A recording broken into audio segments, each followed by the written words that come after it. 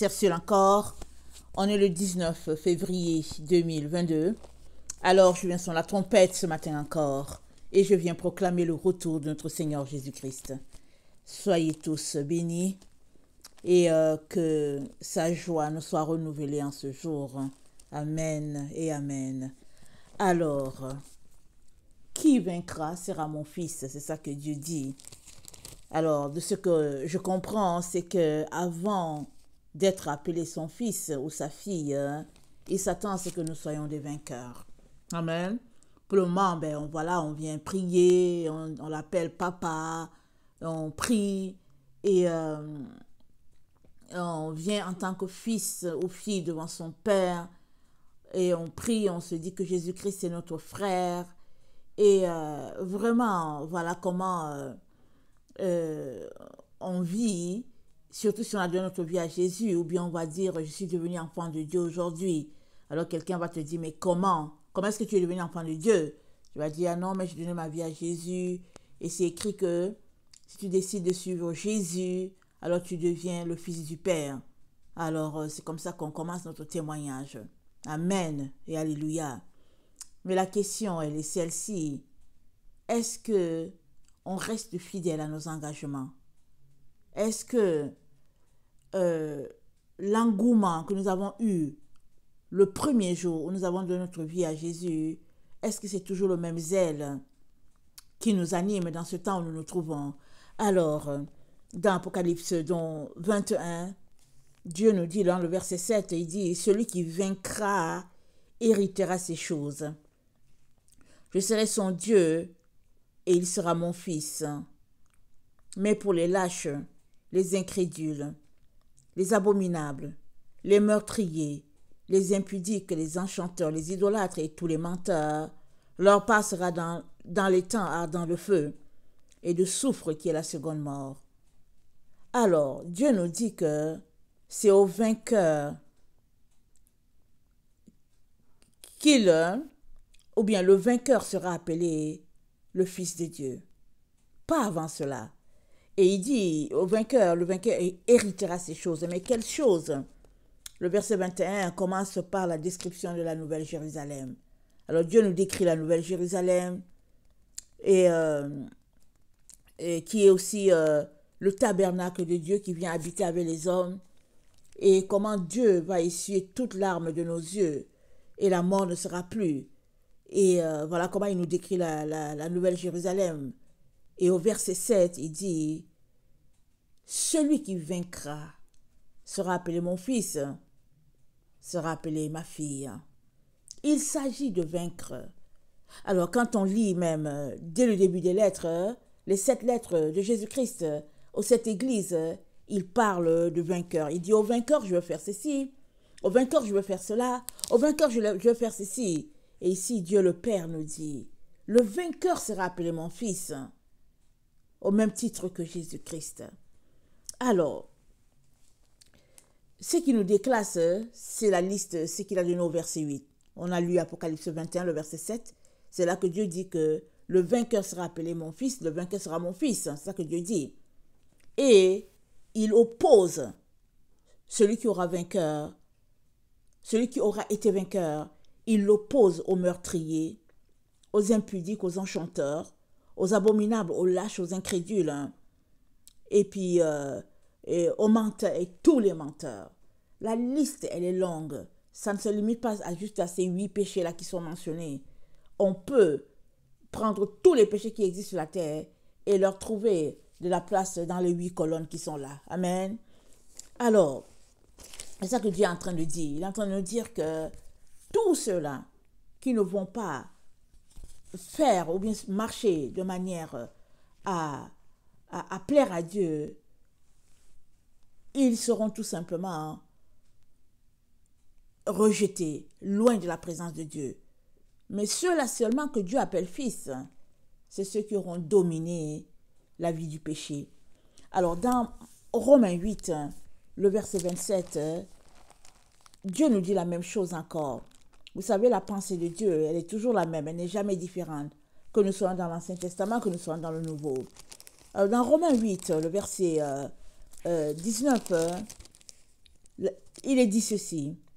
Aussi, la création attend-elle avec un ardent désir la révélation des fils de Dieu. Car la création a été soumise à la vanité, non de son gré, mais à cause de celui qui l'y a soumise. Alors nous savons tous que c'est le diable qui a soumis la création à la vanité de ce monde. Il a amené Adam et Ève surtout, c'est elle qui a été séduite la première, il l'a amené à concevoir un monde en équilibre entre le bien et le mal, alors que ça, c'est pas dans le plan de Dieu. Alors, et c'est là que toute la création a hérité de cette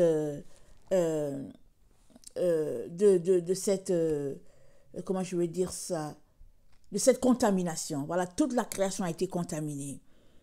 Alors, dans le verset 21, ok, je vais lire le 20. Car la création a été soumise à la vanité non de son gré, mais à cause de celui qui l'y a soumise, avec l'espérance qu'elle aussi sera affranchie de la servitude, de la corruption, pour avoir part à la liberté de la gloire des enfants de Dieu. Même la création attend aussi. Pour avoir part à la liberté des enfants de Dieu. C'est-à-dire, il n'y a rien dans ce monde qui n'attend cet événement-là. Le moment où Dieu va dire, voilà mes fils, toute la création sera régénérée. Que ce soit l'herbe, que ce soit le petit gazon, que ce soit le petit insecte, tous attendent ce moment-là. Ça veut dire qu'eux-mêmes, ils vivent leur part de souffrance qu'on est loin d'imaginer. Imaginons un peu, regardons un peu le gazon ici, en été. Quand le soleil frappe, souvent après, disons, 2 semaines sans pluie, le gazon, il est fané, il est jaunâtre. Et le gazon ne parle pas, n'est-ce pas? S'il parlait, il allait nous raconter toute sa peine. C'est ça que ce texte nous dit. Ce texte est en train de nous dire que tout subit la corruption, tout subit ce qui s'est passé dans le jardin d'Éden comme un véritable fardeau, une lourdeur. Et Dieu nous dit qu'il n'y a que la personne qui sera vainqueur qui sera appelée son fils. Ça veut dire que toi et moi, nous devons avoir cette responsabilité d'être vainqueurs afin que la joie de la création soit aussi la nôtre. Parce que nous aurons participé à libérer toute la création. Et or, nous savons que jusqu'à ce jour, la création tout entière soupire et souffre des douleurs de l'enfantement. Et ce n'est pas elle seulement, mais nous aussi, qui avons les prémices de l'esprit, nous aussi, nous soupirons en nous-mêmes en attendant l'adoption, la rédemption de notre corps. Donc, la création souffre des douleurs de l'enfantement. Mais quel enfantement? Quel enfantement? Est-ce qu'un homme peut être enceinte? Une femme, les femmes, elles ont la possibilité de porter les grossesses, mais est-ce que l'homme a-t-il la possibilité de porter les grossesses? Mais le texte nous dit oui. Le texte nous dit toute la création, chaque partie de la création peut enfanter. Chaque partie de la création peut devenir enceinte. C'est ça qu'on est en train de lire ici. Et puis le verset 24. Car c'est en espérance que nous sommes sauvés. Or, l'espérance qu'on voit n'est plus espérance. Ce qu'on voit, peut-on encore l'espérer? Il est en train de dire, quand tout va s'accomplir, on ne peut plus espérer. Là, on ne peut plus parler d'espérance. Ce sera déjà accompli. Pourquoi? Parce que la grossesse aura mûri. Elle sera devenue quelque chose de tangible, quelque chose de concret. Alors, ce texte nous dit que si nous marchons dans la sainteté, alors nous allons aussi produire, au fait, ce que notre Seigneur Jésus-Christ a produit. C'est ça que le texte est en train de nous dire. Alors, es-tu enceinte? Es-tu enceinte? Parce qu'on vient de lire que la création attend l'enfantement. Que la création attend, comment c'est dit, toute la création soupire des douleurs de l'enfantement. Alors, quel enfantement? La Vierge Marie a déjà enfanté son fils il y a 2000 ans. Alors, quel enfantement? Mais quand nous continuons de lire, on comprend ce que Dieu est en train de dire. Allons-y lire dans Jean 12. Jean 12, le verset 23, nous dit ceci.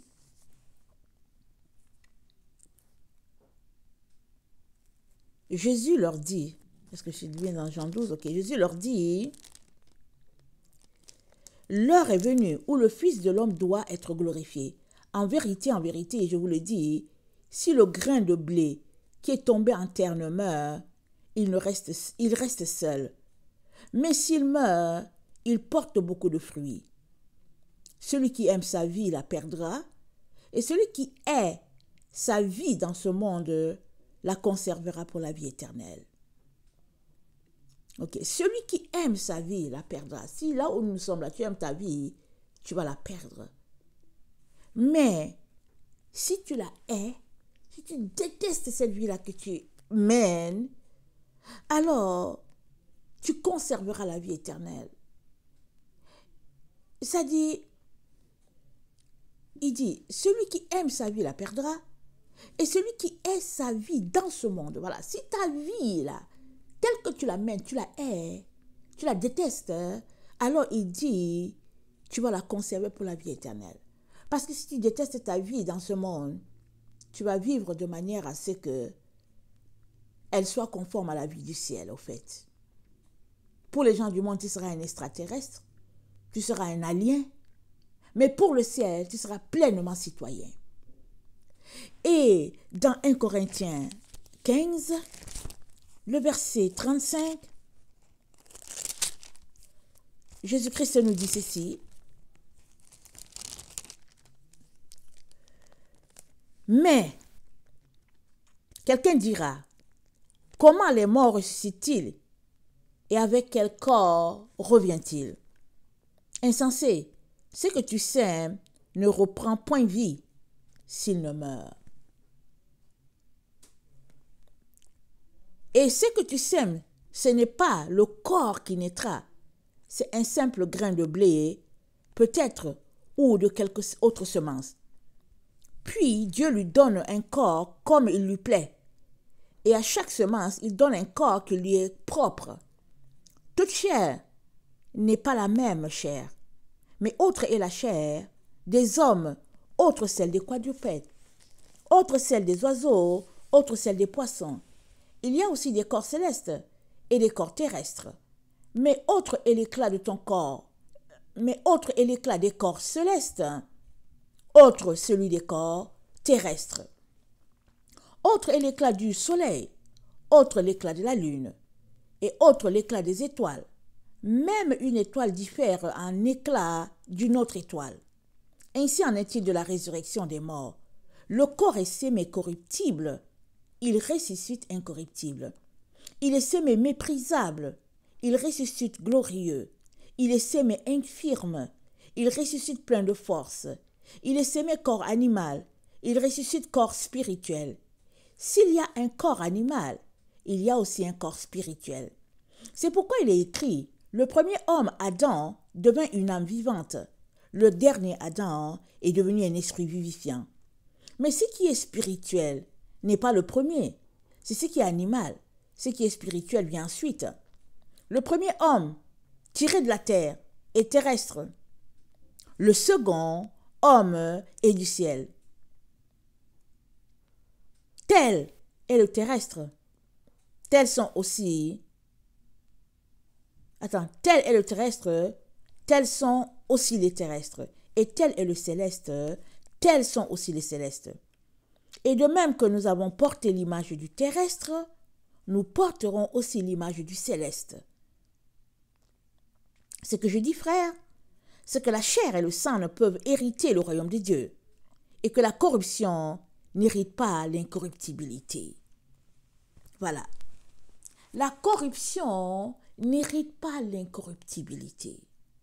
Toi et moi sommes appelés à vivre maintenant dans ce temps-là, loin de toute corruption. Ainsi, on héritera l'incorruptibilité. Et si nous vivons loin de toute corruption, c'est-à-dire les convoitises de ce monde, le mensonge, la séduction de ce monde, c'est-à-dire les valeurs de Babylone, si nous vivons loin de ces choses-là, que la Bible appelle corruption, ces choses corrompues, ces choses de la chair, Alors la Bible est en train de dire que nous portons un enfant. Et cet enfant n'est autre que Jésus-Christ lui-même. Alors, la Bible nous informe que la terre attend, la terre attend la révélation des fils de Dieu. Qui est fils de Dieu? Celui-là qui démontre par son comportement que la vie sur cette terre n'est pas digne d'être vécue, pour lui en tout cas. C'est celui-là qui dit que non, ce monde et ses valeurs ne lui sied pas. C'est celui qui décide de mourir à ce monde. C'est-à-dire, il est dans le monde comme s'il n'y est pas. Il ne marche pas selon les tendances de ce monde. Et c'est la personne qui est morte dans ce monde. Alors quand on la voit, elle ne fit pas du tout. Elle ne fait pas le poids devant tout ce qui se passe dans ce monde. Alors cette personne-là, Paul nous dit, elle héritera l'incorruptibilité parce qu'elle est enceinte de quelqu'un. Et ce qu'elle porte en elle, ce n'est autre que Christ. Voilà pourquoi Jésus-Christ dit que insensé, ou bien Paul, insensé, si un grain n'est pas sémé, il ne meurt pas. Il dit, le verset 35, comment les morts ressuscitent-ils et avec quel corps reviennent-ils? Et puis Paul dit, insensé, ce que tu sais ne reprend point vie s'il ne meurt. Et c'est vrai que quand on met une graine au sol, il paraît que ça prend 21 jours. En tout cas pour certains grains, le grain d'arachide. Disons, prenons le grain d'arachide, ça prend 21 jours. Mais si tu retournes après 14 jours, tu vas voir tout simplement que la graine que tu avais mise n'existe plus. Et puis, elle est bizarre. Mais si tu sèmes ça aujourd'hui et que tu retournes le lendemain, ben, tu vas prendre la graine. Tu peux encore la manger, la croquer si tu veux. Mais si tu retournes après 14 jours, tu vas voir que, en tout cas, c'est bizarre. C'est comme si c'est en train de s'ouvrir et puis bon, ce n'est pas mangeable du tout. Et ça a une forte odeur à cause du processus de transformation qui est là.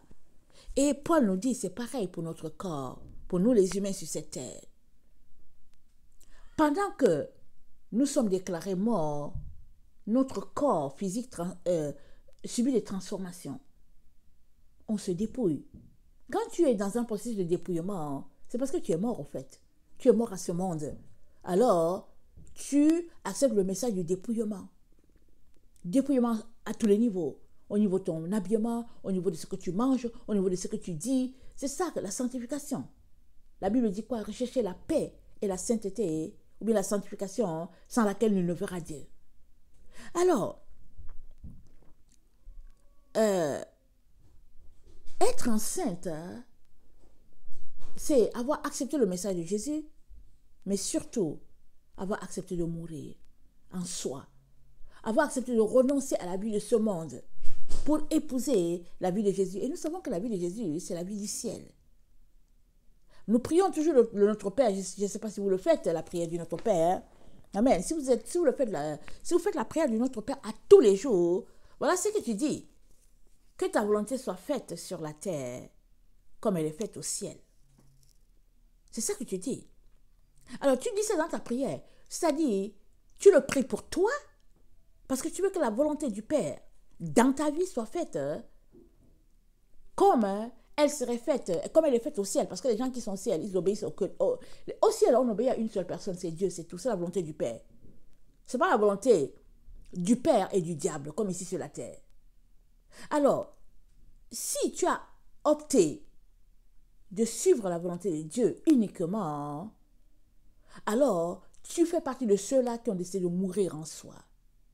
Et Paul dit, parce que tu as renoncé à la corruptibilité, alors tu revêtiras l'incorruptibilité. Parce que la Bible nous informe que, si on continue de lire le texte que nous sommes en train de lire dans 1 Corinthiens 15, il y a un jour où la dernière trompette sonnera et ceux qui sont morts en Christ vont ressusciter. Alors toi, qui est vivant déjà, en train de marcher avec tes deux pieds, mais qui est dans un processus de renoncement, d'abandon, de dépouillement, toi aussi, tu seras transformé parce que tu passeras de premier Adam au second Adam. qui est un esprit vivifiant. Parce que le second Adam, c'est Jésus, n'est-ce pas? Alors, le premier Adam, c'est notre Père, qui a été essuyé par le péché. Alors, nous avons hérité ce corps-là. Et c'est ce corps-là qui fait que nous subissons des maladies, des fatigues et tout. Quand bien même nous marchons sans le Seigneur, nous subissons. Alors, Paul nous dit que dans ce corps-là, il revêtira l'incorruptibilité quand la dernière trompette sonnera. Et donc, nous sommes donc encouragés à vivre loin des plaisirs de ce monde, pour espérer que notre corps ressuscite. Sinon, nous sommes juste dans le leurre, au fait. On est juste dans la séduction. Parce que Dieu dit, je l'appellerai fils, il appellera fils, celui-là qui aura renoncé au plaisir de la chair. Dans Hébreux 8, le verset 9 à 10, on lit ceci. Dans Hébreux 8, le verset 9 à 10.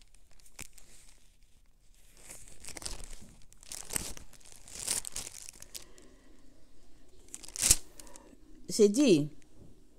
Attendez, est-ce que j'ai bien noté? Ok. Voici. Ok. Dans Hébreux 8. Ok, je vais lire à partir du 8, ok? Car c'est avec l'expression d'un blâme que le Seigneur dit à Israël. Voici les jours viennent, dit le Seigneur, où je ferai avec la maison d'Israël et la maison de Juda une nouvelle alliance. Non comme l'alliance que je traitais avec leur père, le jour où je les ai saisis par la main pour les faire sortir du pays d'Égypte, car ils n'ont pas persévéré dans mon alliance. Et moi aussi, je ne me suis pas soucié d'eux, dit le Seigneur. Mais voici l'alliance que je ferai avec la maison d'Israël. Après ces jours-là, dit le Seigneur, je mettrai mes lois dans leur esprit et je les écrirai dans leur cœur. Je serai leur Dieu et ils seront mon peuple. Donc, tout comme il a dit dans Apocalypse, le texte que nous avons, il dit, je serai leur Dieu et ils seront mon peuple. Mais quand il dit les jours dans lesquels nous sommes là, où il est en train de faire une alliance entre la maison d'Israël et la maison de Juda. Et nous savons que qui dit Juda parle de Jésus, n'est-ce pas? Parce qu'il y aura un seul peuple et un seul Dieu. Alors, si tu continues toujours de vivre sur la pensée que, oh non, cette parole c'est pour Israël et puis l'autre c'est pour nous qui ne sommes pas israélites, tu es tout simplement dans le leurre. Parce que la Bible, elle est écrite pour quiconque dit qu'il est enfant de Dieu. Alors, si tu penses que tu es enfant de Dieu, alors il est temps que tu mettes en pratique tout ce qui est dit dans la Bible, parce que la parole, elle est pour tout enfant de Dieu. Alors, nous sommes dans ce temps-là où Dieu est en train de faire des deux un seul, comme il l'a dit il l'a dit à Jérémie. Amen. Il a dit, on va voir, je pense que c'est Jérémie 37. Il l'a dit clairement au verset... attendez, qu'est-ce que je raconte? Est-ce que c'est Jérémie on dirait que je suis perdue. Attendez,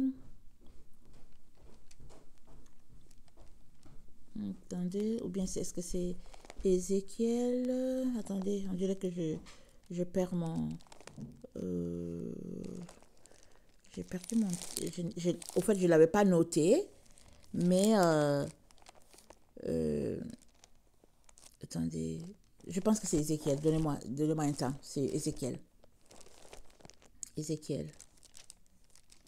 Je pense que c'est Ézéchiel et puis c'est le verset 37 d'Ézéchiel.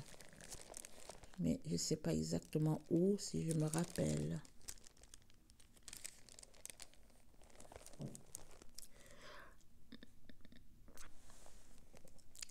Attendez. Il dit...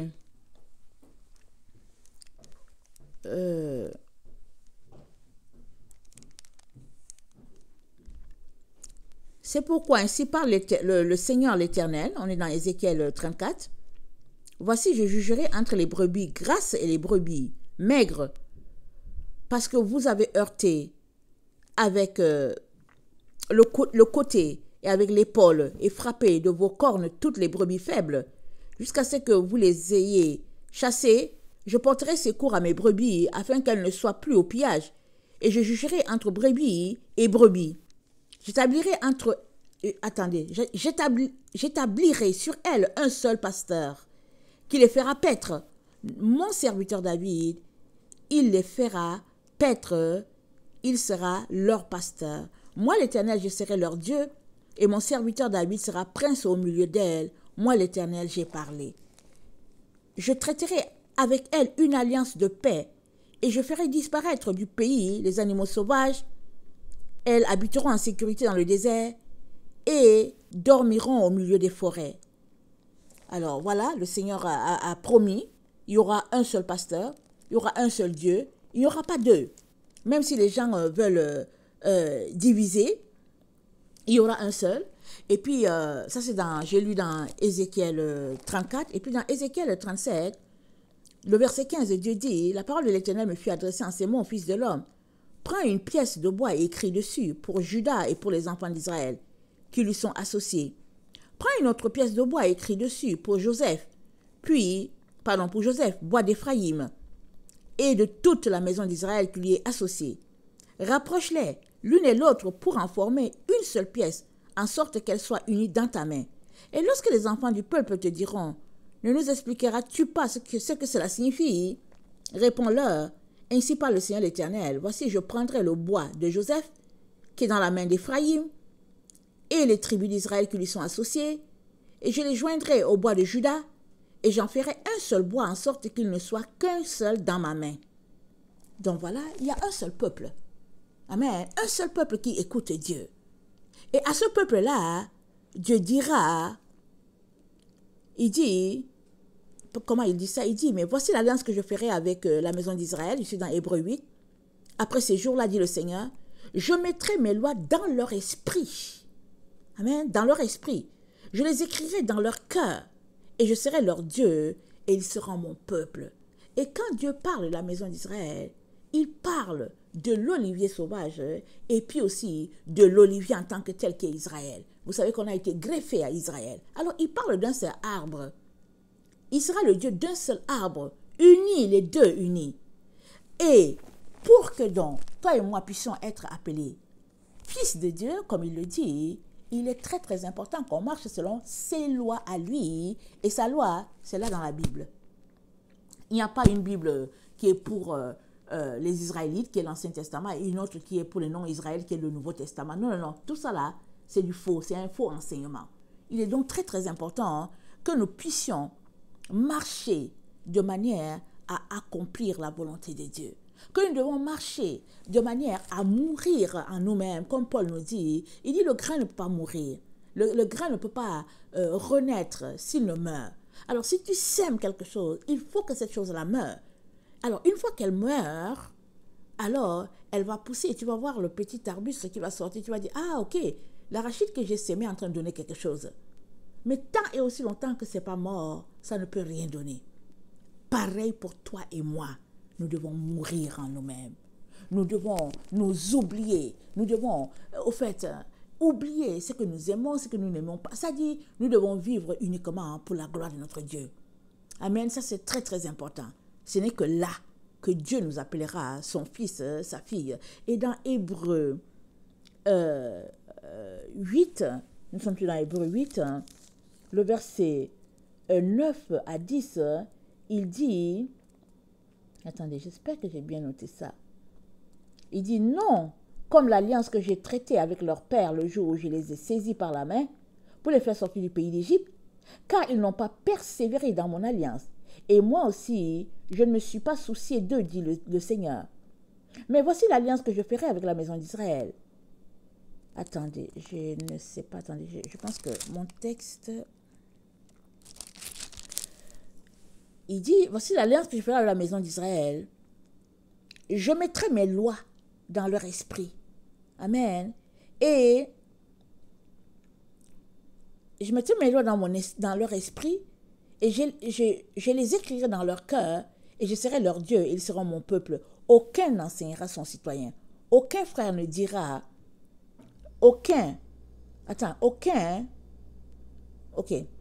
n'enseignera plus son concitoyen, ni aucun son frère en disant « Connais le Seigneur », car tous me connaîtront, depuis le plus petit jusqu'au plus vieux.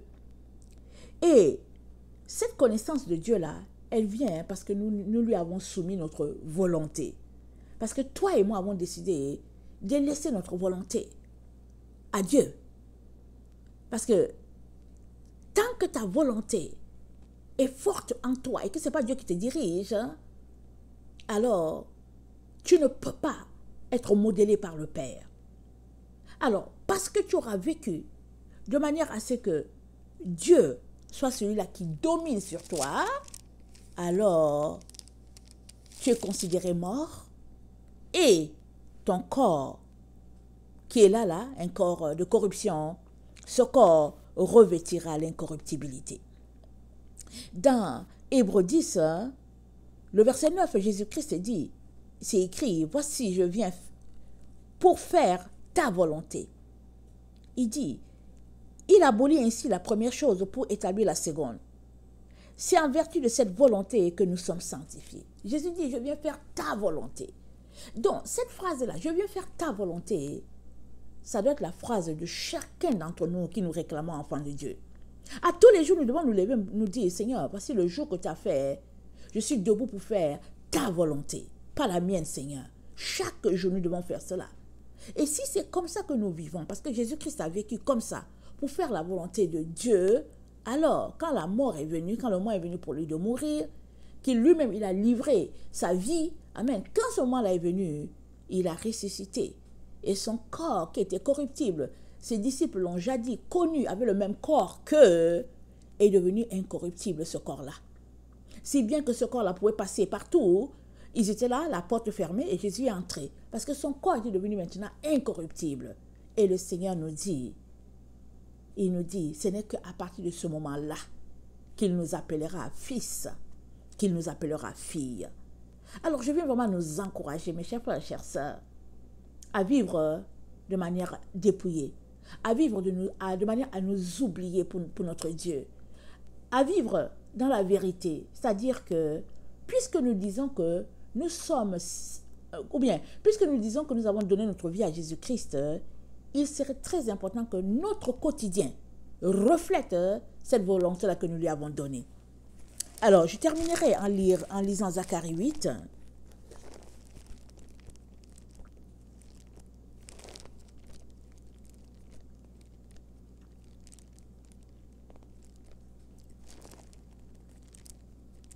Zacharie 8.